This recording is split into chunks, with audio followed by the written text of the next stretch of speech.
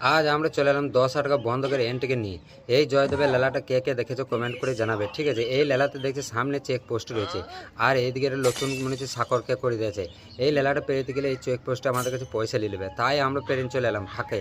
আর এই পানিটা কেন দেখাচ্ছি, তোমরা ভাবে যে আমরা পানিটা কেন দেখাচ্ছি, এইখানে আমরা হাগলাম, হেগে আর করে হস হস করে ছুঁচে নিলাম, ভাবলাম যে হেগে ছুঁচবার পানিটাকে একটু মেরে নেবো।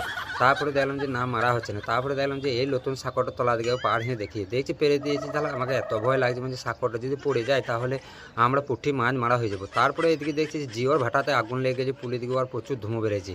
তারপরে এদিকে দেখছি আর বিএসএনএলের ভাটা রয়েছে, বিএসএনএল ভাটার দিকেও প্রচুর ধুমো বেড়েছে। আমরা এত ধুমো যদি বেড়ে তাহলে বিপদ হয়ে যাবে। তারপরে এদিকে চলে এলাম আমাদের এখানে সামনে, আমার খবর পেয়েছে যে আমি আসছি এদিকে।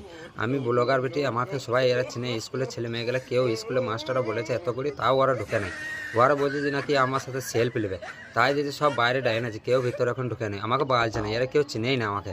তাই আমি বললাম বেশ ঠিক আছে, আজকে আমি সেলফি দিতে না, আমার প্রচুর কাজ আছে। সামনে যে দেখছি দুটো কপালস মানে দুজনাতে লাইন মারছে, আর এই ছেলেটা আমাকে দেখে ভয়ে পালাইছি। আমি বললাম পালাই না ভাই, পালাই না, তোরা লাইন মার হস হস করে।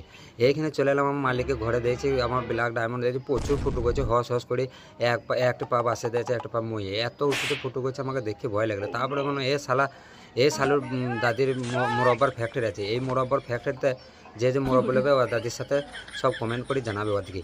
আর এইখানে দেখছি আমি বললাম যে গ্রিলগুলো লেগে গেছে না, আমি ভাবলাম যে খানিক করলি ভিডিও করলি। তারপরে দেখছি ব্ল্যাক ডায়মন্ড চারিদিকে হাত বাড়াইছি, আমি তোর হাত বাইন লাভ নেয়নি।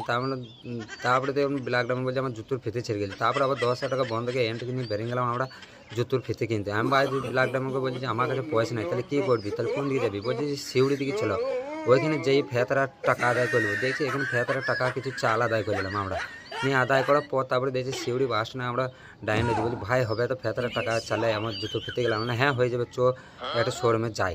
সেইখানে ফেতারা চালগুলো দিয়ে দেবার তুলে গিয়ে দুটো জুতো ফিতে নিলাম। তারপরে চলে এলাম আমরা আবার 10 টাকা বন্ধ করে এনটিকে নিয়ে আমরা এখানে গ্রিল দোকানে আসার পর দেখছি যে এইখানে এক দাদা একটা মোটর ভ্যানে টিন এনেছে, আর এত ঘুমোচ্ছে, আমাকে দেখি এত মায়া লেগে গেলো। তাই আমি ওকে পাতি অ্যাঙ্গেলে গ্রিলে একটু বিছানা করে দিলাম। ভাবলাম ভাই এখানে তুমি শুয়ে যাও, তুমি এই চেয়ারে শুয়ে থাকলে তুমি ঘুমিয়ে টিন যদি পড়ে যাও না, তাহলে সব ঘা হয়ে যাবে গো আমার এগুলা।